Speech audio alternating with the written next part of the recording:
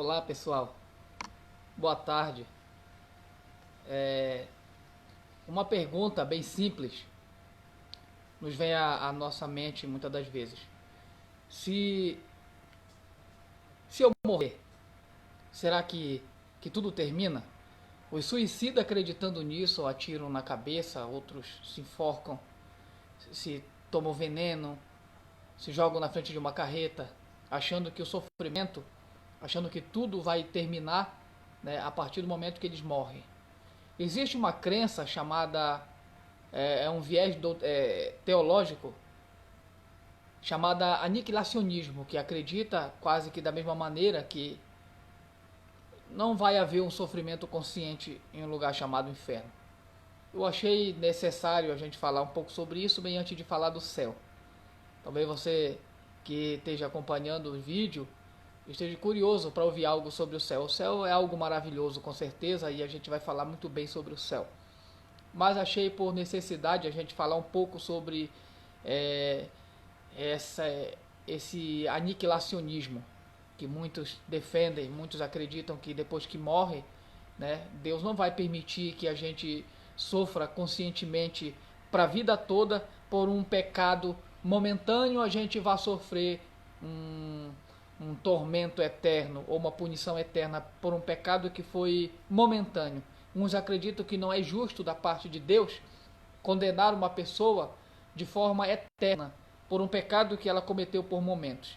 Mas não podemos esquecer uma coisa: Deus é eterno e as consequências dos nossos pecados, a podridão de nossos pecados permanecem sempre, porque Ele permanece para sempre. Então vamos analisar um pouco. Se não der para fazer o vídeo todo, a gente vai fazer em dois tempos. Aniquilacionismo. O que é o aniquilacionismo?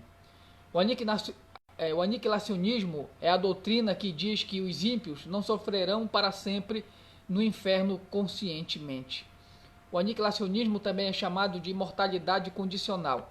Por exemplo, o ministro anglicano John Stott, nascido em 1925, afirma que somente os crentes irão viver para sempre, que a imortalidade é uma dádiva concedida somente mediante a condição de crer.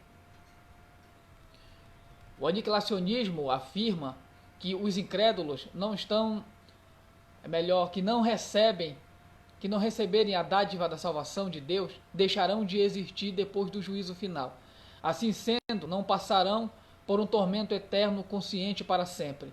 Alega-se que esta interpretação do destino dos que não sofrerão, né, dos que não foram salvos, confirma plenamente a misericórdia de Deus, com a inexistência sendo a melhor alternativa para o pecador impenitente.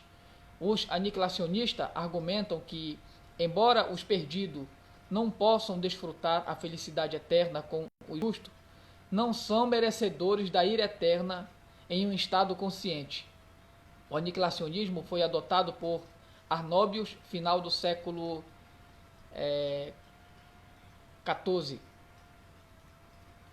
mas não se tornou popular antes do século XIX, quando foi propagado pelo anglicano e pelo congregacionista Edward Wright, e depois por Leroy Fromm, em 1874 a 1970, da Igreja Adventista do Sétimo Dia. As testemunhas de Jeová também são aniquilacionistas. Na metade do século XX, Harold Gillibrand, em 1882 a 1964, e Basil, não é Brasil, é Basil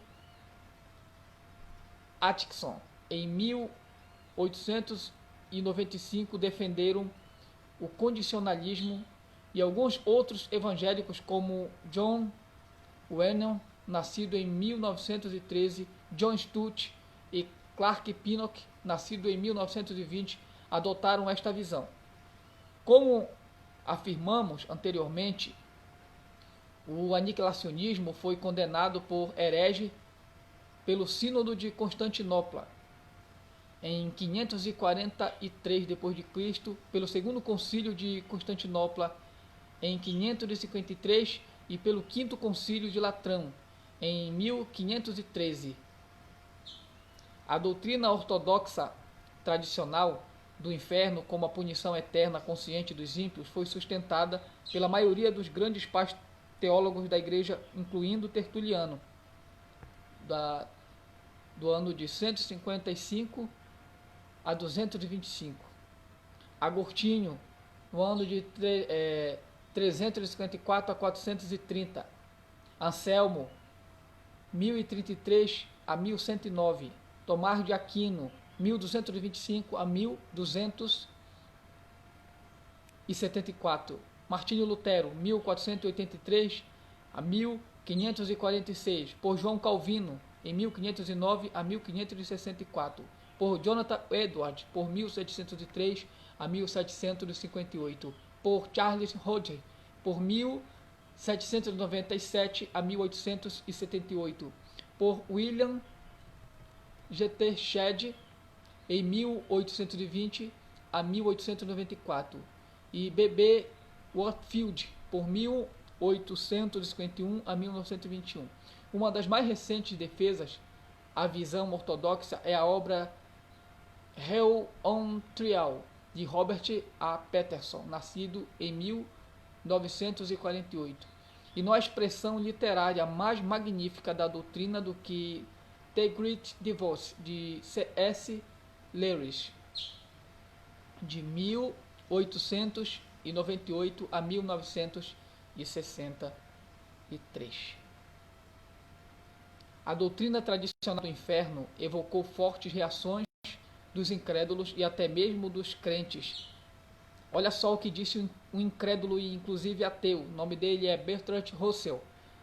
Ele era um cético. Em 1872 a 1970, a sua existência, ele declarou: em minha opinião, há uma imperfeição muito séria no caráter moral de Cristo, e é o fato de que ele acreditava no inferno, e não penso que qualquer pessoa que seja realmente profundamente humana possa crer na punição eterna. Na verdade, disse ele, nós encontramos repetidas vezes uma fúria vingativa contra as pessoas que não ouvem a sua pregação, falando de Jesus. Eu devo dizer, diz ele, que penso que toda esta doutrina de que o fogo do inferno é uma punição pelo pecado é uma doutrina de crueldade, disse Bertrand Russell. Naturalmente, o ateu Russell não nos afirmou segundo a qual padrão ele julgava que as ações de Cristo eram moralmente imperfeitas, desumanas, vingativas e cruéis. Se todas as leis são leis morais absolutas, então deve haver um legislador absoluto, que é Deus. Se não são, ou se Russell acreditava que não são, então o seu argumento desmorona em uma opinião pessoal infundada. Surpreendentemente, alguns crentes repetiram esta reação emotivada em termos ainda mais vívidos com base em uma suposta repugnância moral. Por exemplo, Pinnock escreveu. Pinnock era evangélico, viu? Não era católico, não era ateu. Ele era um evangélico estudioso, mas ele acreditava também no aniquilacionismo. Vamos ver o que ele disse. Deixe-me dizer, inicialmente, que eu considero o conceito do inferno como um incessante tormento no corpo e na mente, uma doutrina infame da tradição que precisa ser mudada. Como pode o cristianismo projetar uma atividade, ou melhor, uma divindade de tal crueldade e rancor cujos caminhos inclui infligir uma tortura eterna sobre as suas criaturas, por mais pecadoras que elas possam ter sido? Pergunta Pinnock. Certamente um Deus que fizesse uma coisa assim seria mais como Satanás do que como Deus, afirma ele, não aceitando a doutrina do inferno e preferindo, ele não aceita a doutrina consciente de uma tortura consciente em um inferno eterno. Ele acredita em um aniquilacionismo, onde a pessoa, a partir de certo momento de punição, ela será extinta da existência. Este aviso, dado por Millard Erickson, nascido em 1932, é pertinente, diz ele. Quem faz tais declarações deve ter absoluta certeza de estar certo, pois se estiver errado, será culpado de blasfêmia. Ele fala contra Pinnock. Vamos ver apelações aniquilacionistas à Bíblia, apresentadas e comentadas. Leroy Fromm assume argumentos bíblicos a favor da aniquilação em 4 pontos. Primeiro ponto, a morte pelo fogo, apresentada como o modo designado da punição final. Isso está em Salmo 21, versículo 9, Malaquias 3, versículo 6, Malaquias 4, versículo 1 e 3, Apocalipse 20, versículo 14 e 15, Mateus 13, versículo 40 e 42, Mateus 25, versículo 41 e 46. Segundo, a morte como resultado de tal punição. Salmo 37, versículo 28, 2 Pedro 2, versículo 1, Evangelho de João, capítulo 3, versículo 14 e 15. Terceiro, a morte ou a cessação da existência como a finalidade de tal punição. Ezequiel 18, versículo 4 ao versículo 20, e Romanos, capítulo 6, versículo 23, e Apocalipse 21, versículo 8. Quarto, a destruição completa como o efeito permanente de tal punição. Salmo 55, versículo 23, Salmo 92, versículo 7, Salmo 145, versículo 20, confirma Mateus 7, versículo 13, Mateus 10, versículo 8. 4 argumentos. Este e outros argumentos serão tratados na discussão a seguir. Os aniquilacionistas apresentam uma relação de termos usados do Novo Testamento que insiste, eles mostram o inferno como um lugar de extinção eterna e não de sofrimento eterno. Eles acreditam na extinção e não no sofrimento consciente eterno. Primeiro, a palavra analisco, consumir e destruir. 1 Tessalonicenses capítulo 2, versículo 8. Segundo, a palavra apoleia significa morte, especialmente pela violência, perda de coisas, ruínas e devastação. Filipenses capítulo 3, versículo 19 e 1 Timóteo capítulo 6, versículo 9. Terceiro, apolume, do grego, que significa destruir completamente, 23 vezes, chegar ao fim, arruinar, perder totalmente, causar a morte, 33 vezes, reduzir a nada. Mateus 10, versículo 28, Mateus 21, versículo 7, Lucas, capítulo 17, versículo 27 e 29, e Evangelho de João, capítulo 3, versículo 16, Romanos, capítulo 2, versículo 12 e 2 Coríntios 4, versículo 3. Quarto, a palavra apotenesco, extinguir-se, expirar, cessar. Está em João, Evangelho de João, capítulo 11, versículo 16 e versículo 26, e Romanos, capítulo 8, versículo 18. Quinto, é a palavra diafiteiro, que significa destruir completamente, corromper totalmente. Apocalipse 11, versículo 18. Sexto, é a palavra exoletreio, significa destruir completamente, matar e dissolver. Atos capítulo 3, versículo 23. Sétimo, é a palavra catakaio, significa destruir pelo fogo, incendiar. Mateus capítulo 3, versículo 12 e Lucas capítulo 3, versículo 17. Oitavo, catanalisco, significa destruir completamente. 2 Tessalonicenses capítulo 2, versículo 8 e Hebreus capítulo 12, versículo 39. Nono, a palavra cartargueio, deixar inativo, inútil, reduzir a nada, tornar vazio, abolir. 2 Tessalonicenses 2, versículo 8 e 1 Coríntios 15, versículo 26. Décimo, calassis, do grego, punição, um resultado e não um processo.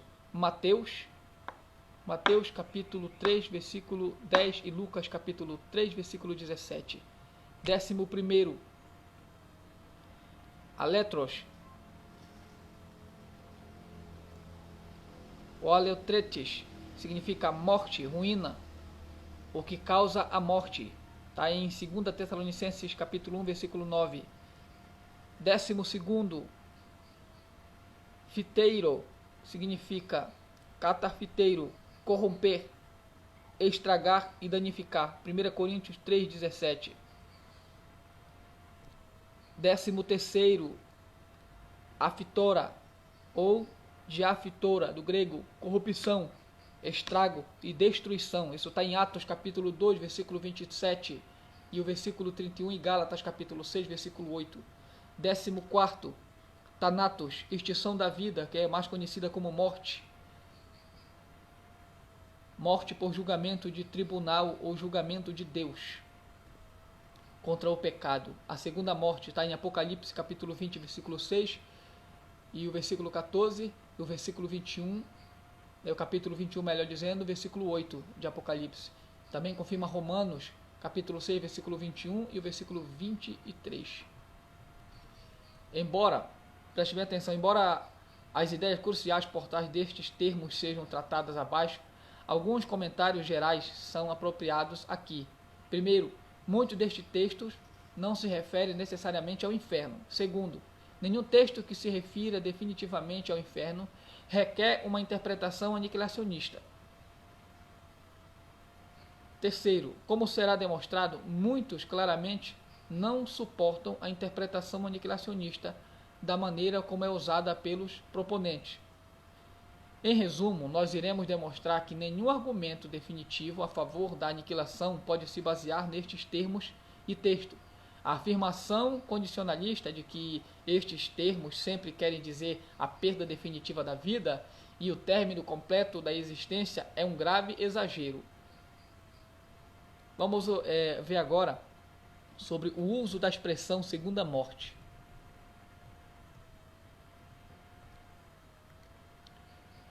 Os aniquilacionistas destacam a referência ao destino do ímpio como a segunda morte, Apocalipse 20, versículo 14. Na morte, a pessoa perde a consciência deste mundo. Consequentemente, argumenta-se que a segunda morte, a pessoa perderá a consciência do mundo que virá. Assim como a morte interrompe toda a percepção física nesta vida, também a segunda morte irá cessar toda a percepção espiritual na próxima vida, argumenta eles. Disse Ezequiel: a alma que pecar, essa morrerá. Resposta a esse argumento. Primeiro, a segunda morte não é mais aniquilação do que a primeira morte. A primeira morte é a separação entre a alma e o corpo por algum tempo, até a ressurreição, e não a aniquilação da alma. Na segunda morte, corpo e alma se separam de Deus para sempre. Além disto, uma vez mais, a morte bíblica indica a separação consciente. Adão e Eva morreram espiritualmente no momento em que pecaram. No entanto, ainda continuaram existindo e puderam ouvir a voz de Deus em Gênesis capítulo 2, versículo 17 e Gênesis 3, versículo 10.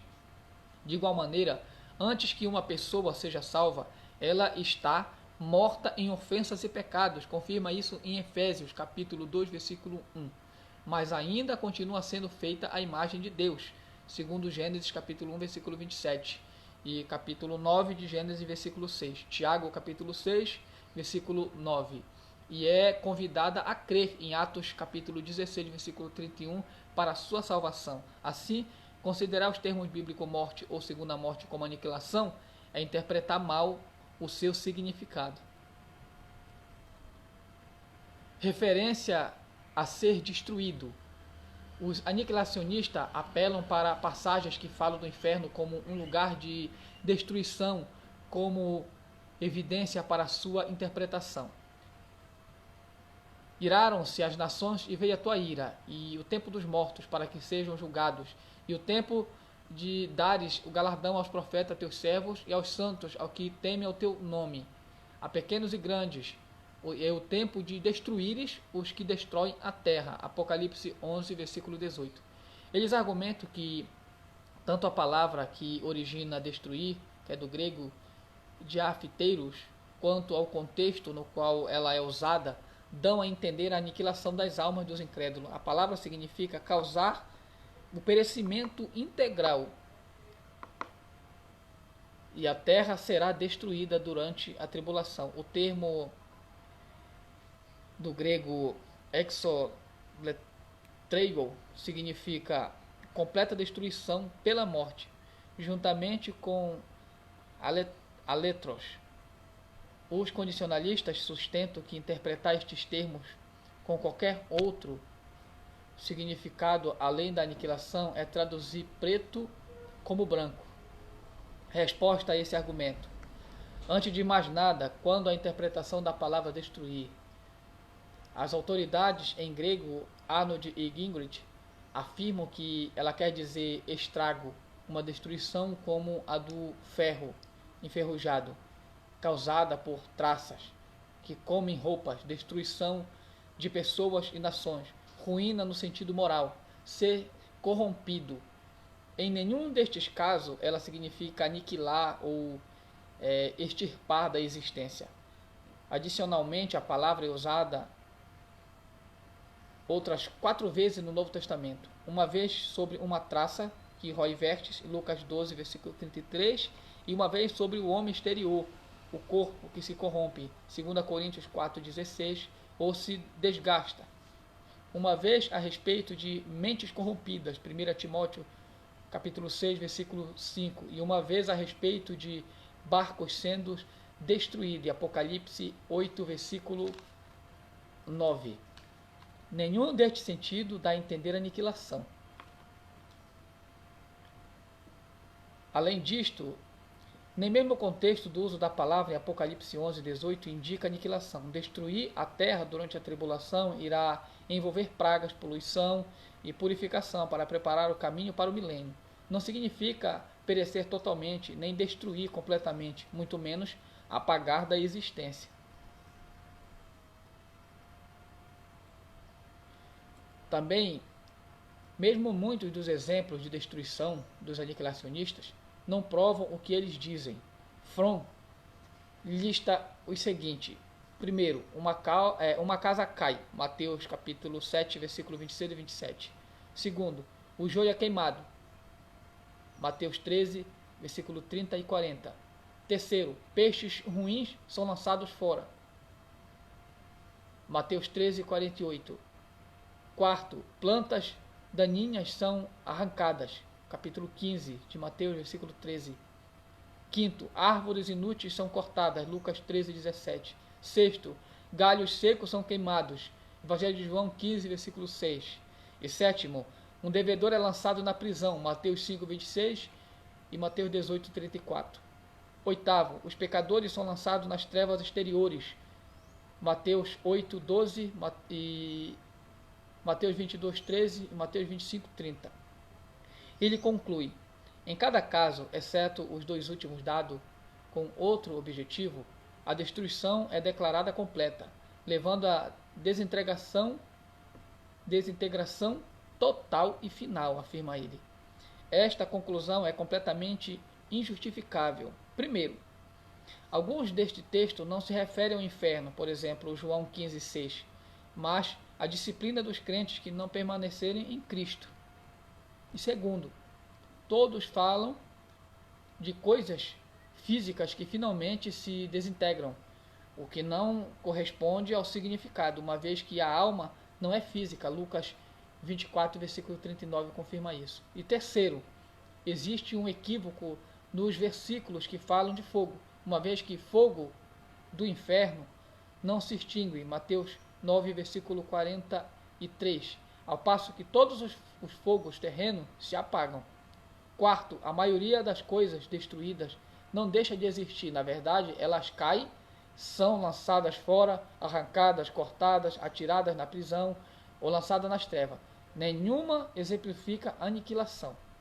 Quinto, e finalmente é dado como certo que no final todas elas irão se desintegrar naturalmente, irão, porque são todas materiais. Novamente, a alma não é material.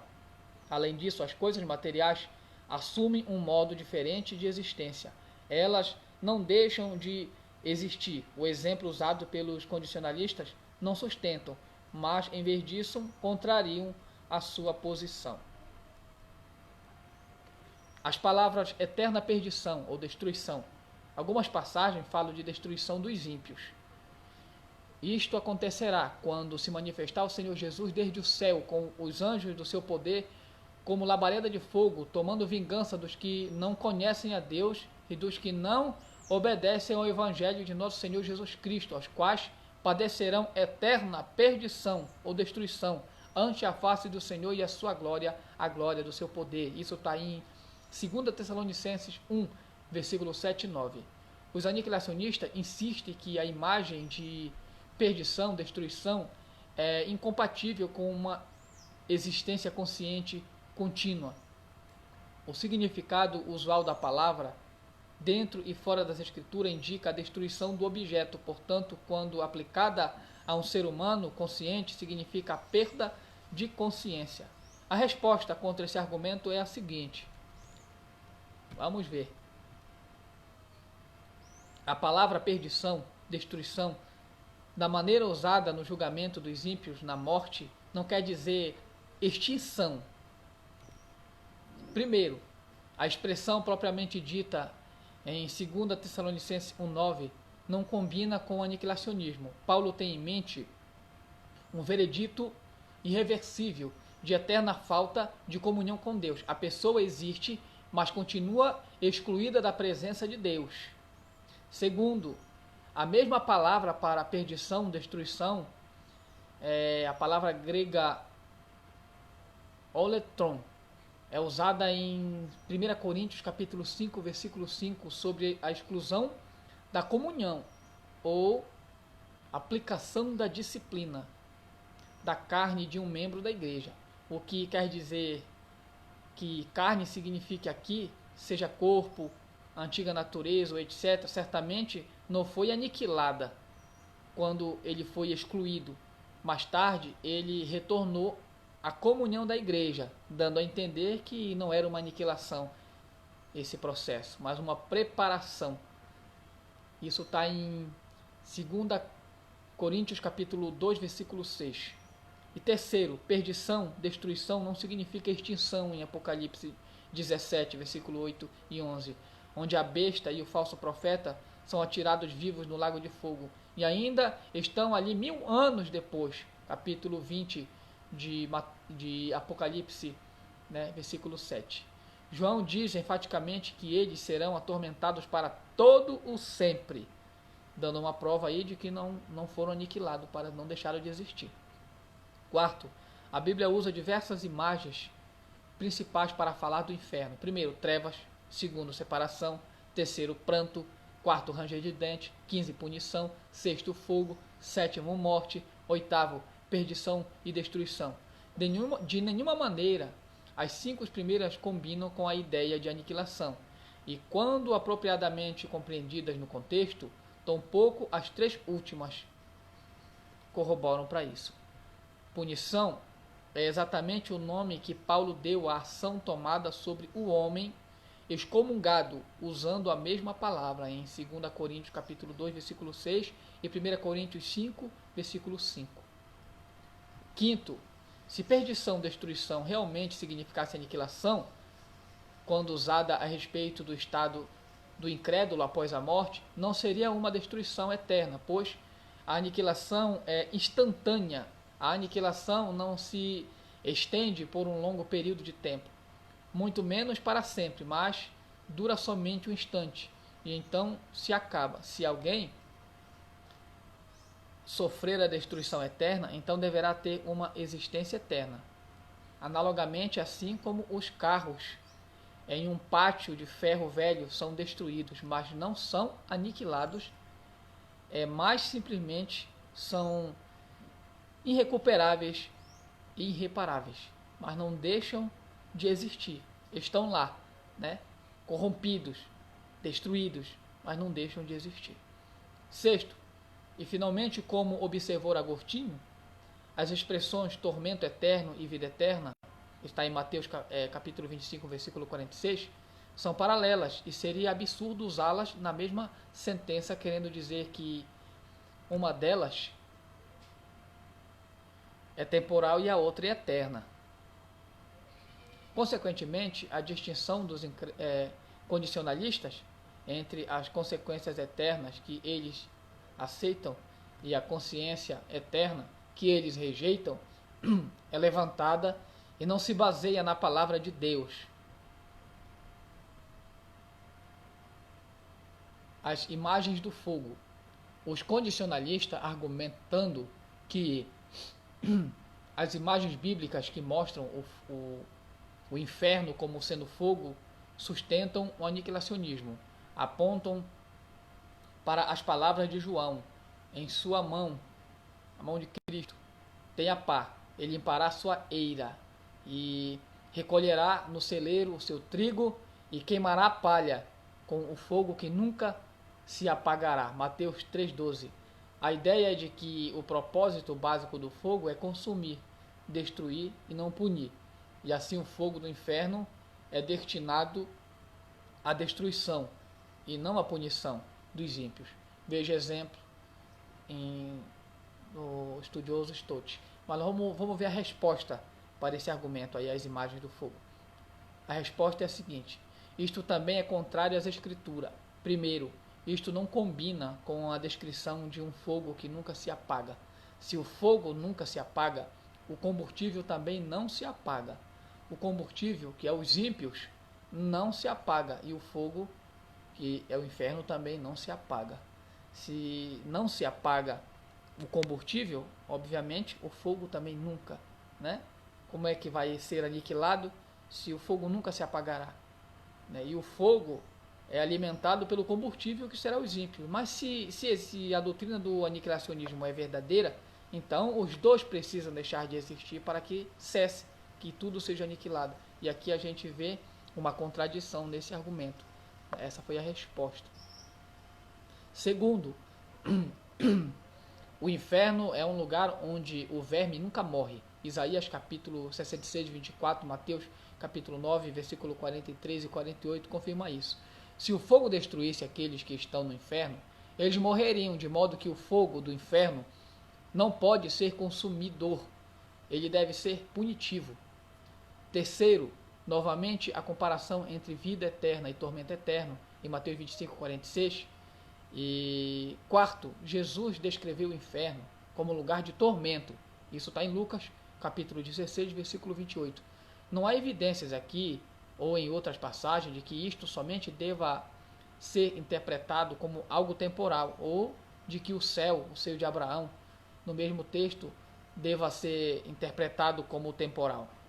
Quinto, o inferno é descrito como um lugar de pranto e ranger de dentes. Mateus 13, versículo 40 a 42, versículo 49 e versículo 50, que indica dor consciente.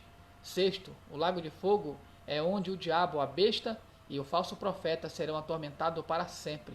Isso está em Apocalipse 20, versículo 10. João diz que este é exatamente o lugar para onde os incrédulos serão enviados. Apocalipse 14, versículo 10. De modo que não há motivo para crer que o seu tormento também não seja eterno. Os aniquilacionistas impingem um significado discrepante ao texto, sustentando que os perdidos só serão atormentados enquanto durar o seu sofrimento. Não somente estas palavras não estão no texto, como as palavras do texto são diretamente contrárias à emenda textual dos condicionalistas. Sétimo, e finalmente a descrição que João faz do novo céu e da nova terra depois da cena do lago de fogo revela que os que não foram salvos ainda estão conscientes. Eles são retratados como estando fora das portas da cidade celestial. Apocalipse, capítulo 22 e versículo 15, provando aí que não foram, extintos, não foram aniquilados, mas eles estão em existência mesmo depois do processo de salvação total. O tormento não é eterno, somente os resultados os são. Vamos ver, o tormento não é eterno, somente os resultados o são. Esse aí é o argumento deles. Vamos ver qual é esse argumento deles, depois vamos dar o contra-argumento a isso. O condicionalismo insiste que, embora o resultado do julgamento seja eterno, o processo do julgamento é temporal. Um texto usado para defender este ponto de vista é Apocalipse 14, versículo 10 e 11.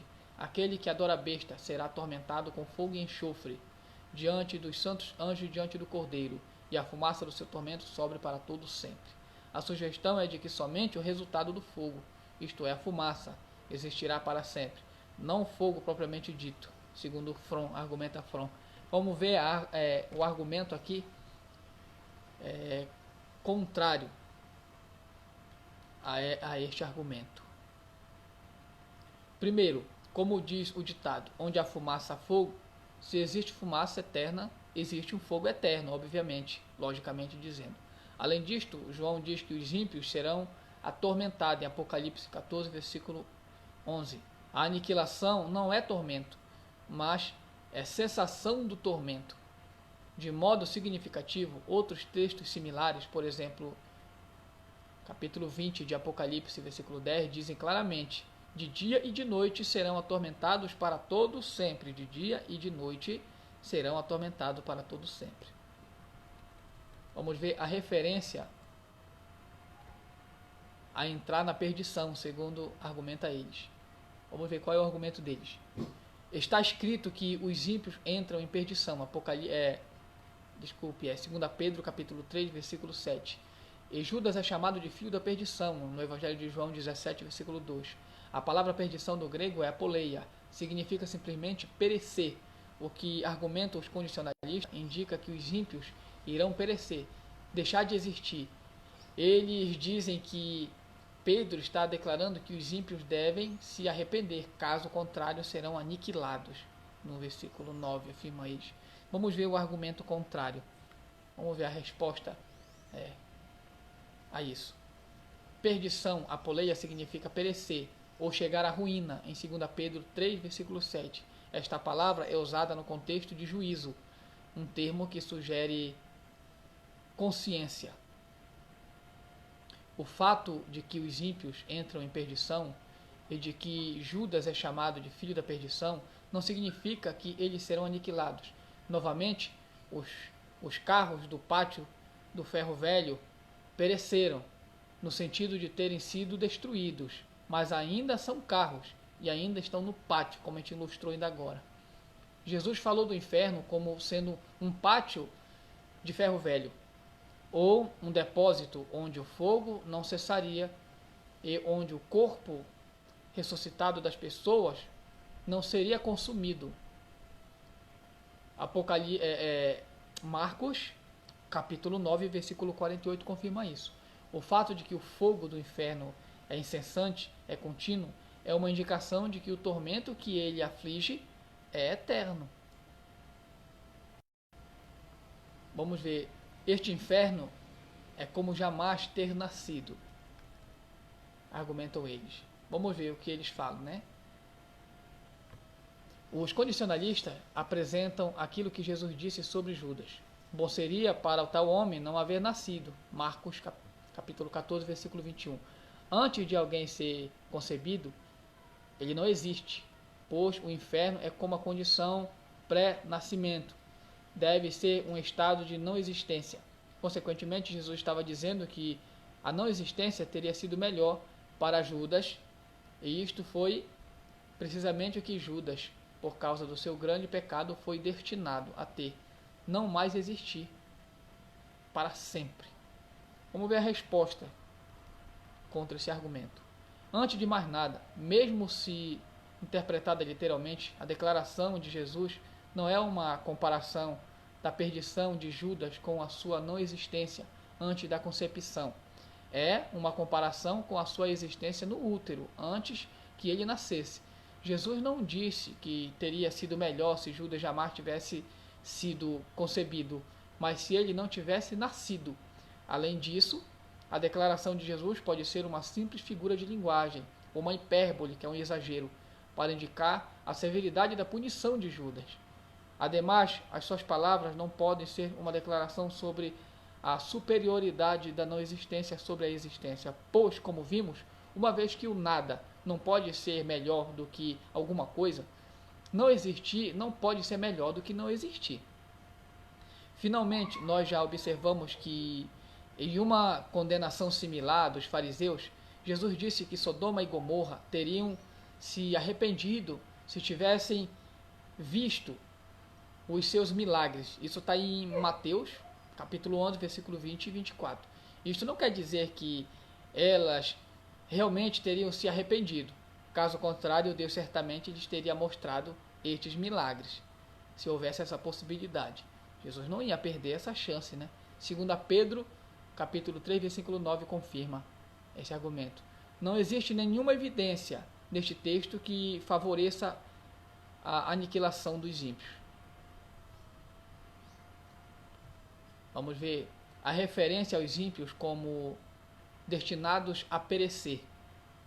Os aniquilacionistas também afirmam que o Antigo Testamento fala do perecimento dos ímpios. Por exemplo, os ímpios perecerão, desaparecerão e a fumaça se desfarão. Salmo 37, versículo 20, Salmo 68, para confirmar, é versículo 2, Salmo 112, versículo 10. Pedro também usou esta palavra a respeito dos ímpios, dizendo: ó Senhor, o Senhor é longânimo para convosco, não querendo que nenhum pereça, do grego apolume, senão que todos cheguem ao arrependimento. 2 Pedro, capítulo 3, versículo 9. Vamos ver a resposta para isso. A resposta, primeiro, a mesma palavra do Antigo Testamento, do hebraico abad, usada para descrever o perecer dos ímpios, também é usada para descrever o perecer dos justos. Por exemplo, veja Isaías 57, versículo 1, Malaquias, capítulo 7, versículo 2. Mesmo os condicionalistas admitem que os justos não são tirados da existência. Assim sendo, não há motivo para que se conclua que os ímpios são exterminados no futuro. Segundo, a mesma palavra é usada como perecer, é usada para descrever as coisas que estão meramente perdidas, mas então, posteriormente, encontradas. Por exemplo, confirma Deuteronômio 22, versículo 3, e que demonstra que ainda existem. Terceiro, o termo correspondente a polume, do grego, pode significar arruinar, destruir, perder, matar, levar à morte, perecer para sempre, como em João capítulo 3, versículo 16, confirma isso o maior estudioso, dois maiores estudiosos do grego, Arnedet e Gingrich. Não somente este significado não requer aniquilação, como o contexto e outras passagens falam contra elas, contra este ponto de vista. João diz somente, alguns versículos adiante, que a ira de Deus permanece sobre aqueles que perecem. Olha só, a ira de Deus permanece sobre aqueles que perecem. E isso está em capítulo 3, versículo 36. E uma vez mais, a desobediência enfrenta a eterna perdição. Está em 2 Tessalonicenses, capítulo 1, versículo 9. Perecer não pode significar ser aniquilado, uma vez que dura somente um instante. Paulo também fala do perecer como um processo presente. Isso está em 2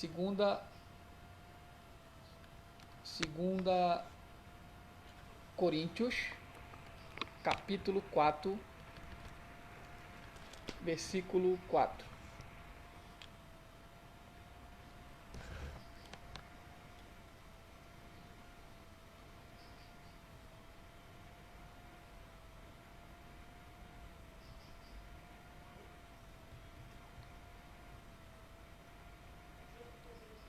Aí a gente viu a primeira parte e essa aqui são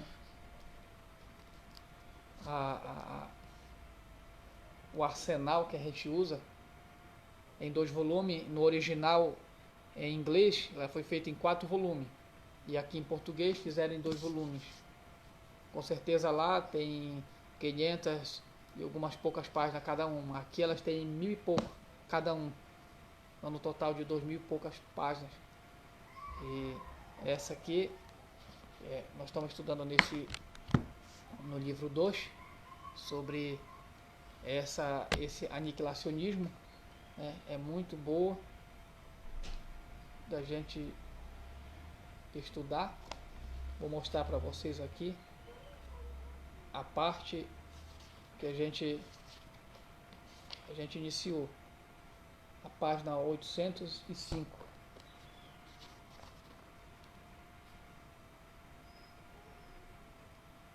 A gente parou na página 813, depois a gente dá continuidade. Depois nós vamos ver também do mesmo autor o conceito de aniquilacionismo. Essa aqui é a enciclopédia